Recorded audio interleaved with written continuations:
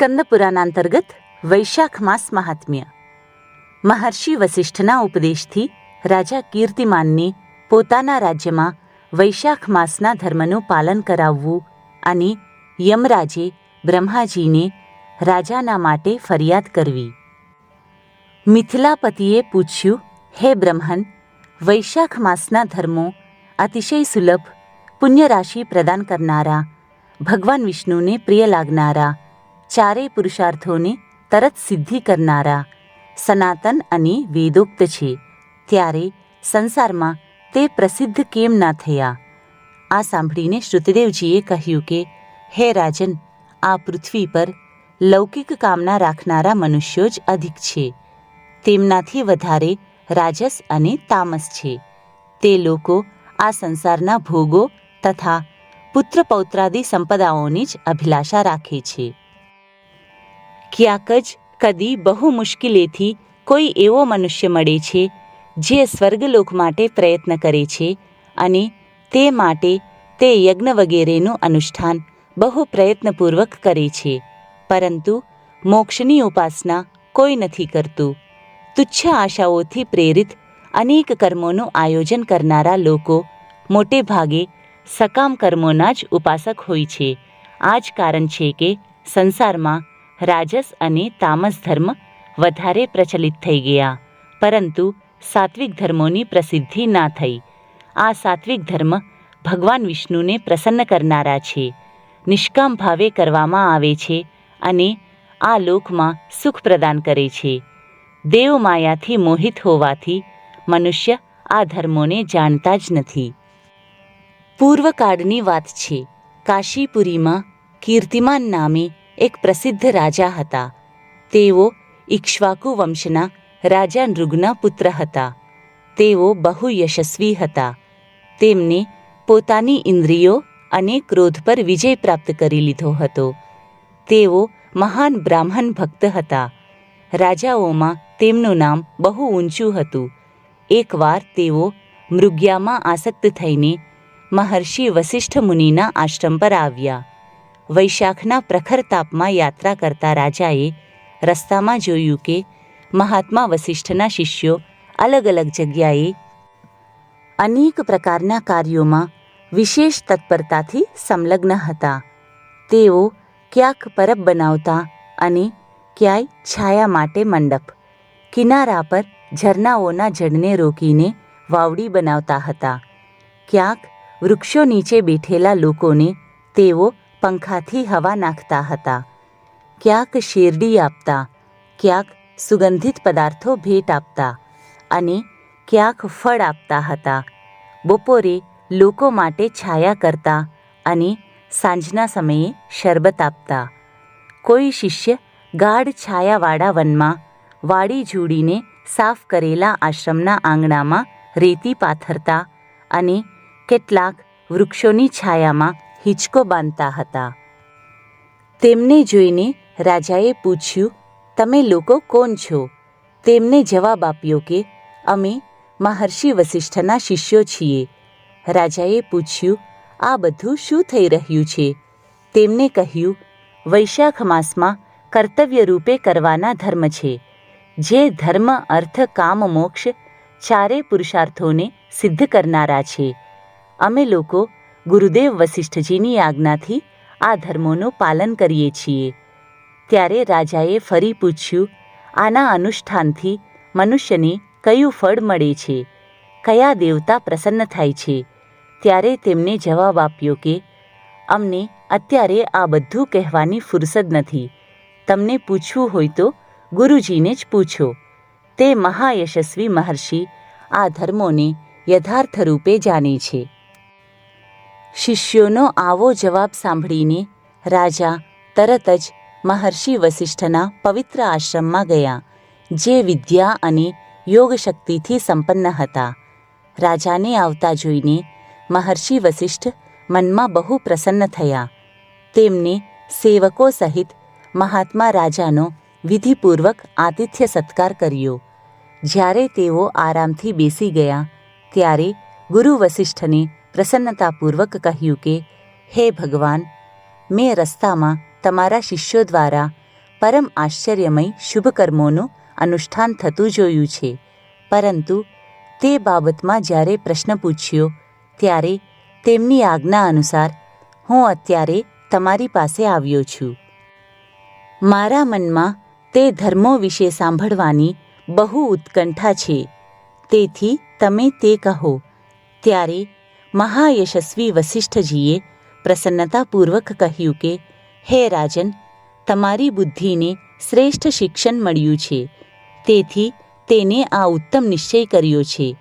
ભગવાન વિષ્ણુની કથા શ્રવણ અને ભગવદ્ ધર્મોના અનુષ્ઠાનમાં જે તમારી બુદ્ધિની આત્યંતિક પ્રવૃત્તિ થઈ છે તે તમારા કોઈ પુણ્યનું ફળ છે, જેને વૈશાખ માસમાં કહેલા મહાધર્મો દ્વારા ભગવાન શ્રીહરિની આરાધના કરી છે. તેના તે ધર્મોથી ભગવાન બહુ સંતુષ્ટ થાય છે અને તેને મનોવાંછિત વસ્તુ આપે છે. સંપૂર્ણ જગતના સ્વામી ભગવાન લક્ષ્મીપતિ સમસ્ત પાપ સમૂહોનો વિનાશ કરનારા છે. તેઓ સૂક્ષ્મ ધર્મોથી પ્રસન્ન થાય છે, માત્ર પરિશ્રમ અને પૈસાથી નહીં.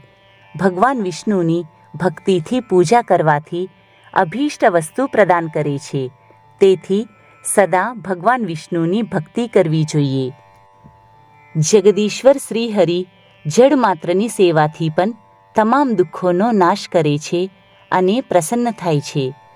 વૈશાખ માસમાં બતાવેલા આ ધર્મો ઘણા પરિશ્રમ વડે સિદ્ધ થતા હોવા છતાં પણ ભગવાન વિષ્ણુ માટે પ્રીતિકારક અને શુભ હોવાના કારણે પ્રચુર ધન દ્વારા સિદ્ધ થનારા મોટા મોટા યજ્ઞાદિ કર્મોનો પણ તિરસ્કાર કરનારા છે. તેથી હે ભૂપાલ, તમે પણ વૈશાખ માસમાં ધર્મોનું પાલન કરો અને તમારા રાજ્યના નિવાસી બીજા લોકો પાસે પણ આ ધર્મોનું પાલન કરાવો. આ પ્રમાણે વૈશાખ ધર્મના પાલનની આવશ્યકતાને શાસ્ત્રો અને યુક્તિઓથી સારી રીતે સિદ્ધ કરીને વસિષ્ઠજીએ વૈશાખ માસના બધા કર્મોનું રાજા સમક્ષ વર્ણન કર્યું. તે બધા ધર્મોને સાંભળીને રાજાએ ગુરુનું ભક્તિપૂર્વક પૂજન કર્યું અને નગરમાં આવીને તેઓ બધા ધર્મોનું પાલન કરવા લાગ્યા. દેવાધિદેવ ભગવાન વિષ્ણુમાં ભક્તિ રાખીને રાજા કીર્તિમાન દેવેશ્વર પદ્મનાભની અનન્ય ભક્તિ કરતા હતા. તેમને હાથી પર નગારું મુકાવીને સેવકો પાસે એવો ઢંઢેરો પીટાવી દીધો કે મારા રાજ્યમાં 8 વર્ષથી વધારે ઉંમરના મનુષ્ય છે તે જ્યાં સુધી 80 વર્ષના ના થાય ત્યાં સુધી સૂર્ય મેષ રાશિ પર આવે ત્યારે જો તે પ્રાતઃકાળ સ્નાન નહીં કરે તો મારા દ્વારા દંડને પાત્ર, વધ્ય તથા રાજ્યમાંથી તડીપાર કરવાને યોગ્ય માનવામાં આવશે. આ મારો નિશ્ચય આદેશ છે.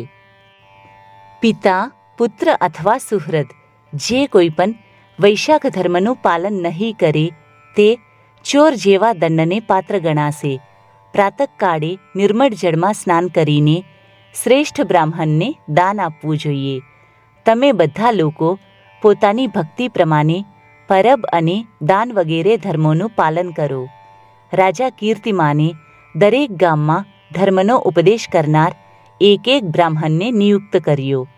5 ગામો પર એક એવા અધિકારીની નિયુક્તિ કરી જે ધર્મનો ત્યાગ કરનારને દંડ આપી શકે.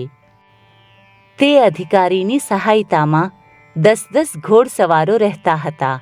આ પ્રમાણે ચક્રવર્તી રાજાના શાસનથી સર્વત્ર અને બધા રાજ્યમાં આ ધર્મના બીજ વવાયા અને આગળ જતાં તે વિશાળ વૃક્ષ રૂપે પરિણત થઈ ગયું.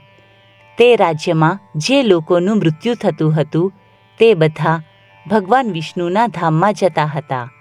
ત્યાંની પ્રજાને વિષ્ણુલોકની પ્રાપ્તિ નિશ્ચિત હતી. એકવાર પણ વૈશાખ સ્નાન કરી લેવાથી મનુષ્ય યમલોકમાં નથી જતો. ધર્મને અનુકૂળ કર્મોમાં સ્થિત બધા લોકોના વિષ્ણુલોકમાં ચાલ્યા જવાથી યમલોકમાં એક પણ પાપી પ્રાણી રહ્યો નહીં. વૈશાખ માસના પ્રભાવથી યમપુરીના માર્ગની યાત્રા બંધ થઈ ગઈ. બધા લોકો દિવ્ય આકૃતિ ધારણ કરીને ભગવાનના ધામમાં જવા લાગ્યા. દેવતાઓના લોક પણ ખાલી રહ્યા. સ્વર્ગ અને નરક બંને ખાલી થઈ જવાથી એક દિવસ નારદજીએ ધર્મરાજાની પાસે જઈને કહ્યું કે, હે ધર્મરાજ, તમારા આ નરકમાં હવે પહેલાં જેવો શોરબકોર નથી સંભળાતો, પહેલાં જેવા પાપકર્મોનો હિસાબ પણ નથી લખાતો. ચિત્રગુપ્તજી તો એવા મૌન ભાવે બેઠા છે જેમ કોઈ મુનિ હોય. મહારાજ, આનું કારણ તો જણાવો. મહાત્મા નારદના આ પ્રમાણે કહેવાથી રાજા યમે દીનતાપૂર્વક કહ્યું કે, હે નારદ, આ સમયે પૃથ્વી પર જે રાજા રાજ કરે છે તે પુરાણ પુરુષોત્તમ ભગવાન વિષ્ણુનો મહાન ભક્ત છે. તેના ભયથી કોઈ પણ મનુષ્ય વૈશાખ માસનું ઉલ્લંઘન નથી કરતો. તે પુણ્યકર્મના પ્રભાવથી બધા ભગવાન વિષ્ણુના પરમધામમાં ચાલ્યા જાય છે. મુનિશ્રેષ્ઠ, તે રાજાએ અત્યારે મારા લોકનો માર્ગ અદૃશ્ય જેવો કરી દીધો છે. સ્વર્ગ અને નરક બંનેને સૂના કરી નાખ્યા છે.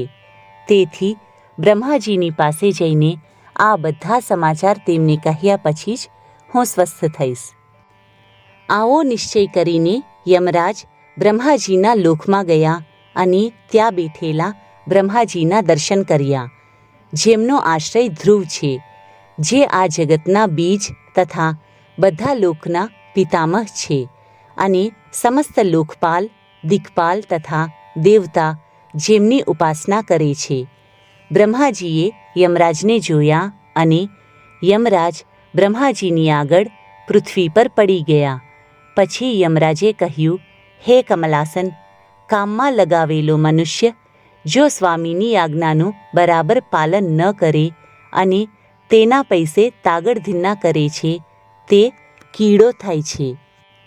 જે બુદ્ધિમાન મનુષ્ય લોભવશ સ્વામીના ધનનો ઉપભોગ કરે છે તે 300 વર્ષો સુધી તિર્યક યોનિરૂપી નરકમાં જાય છે.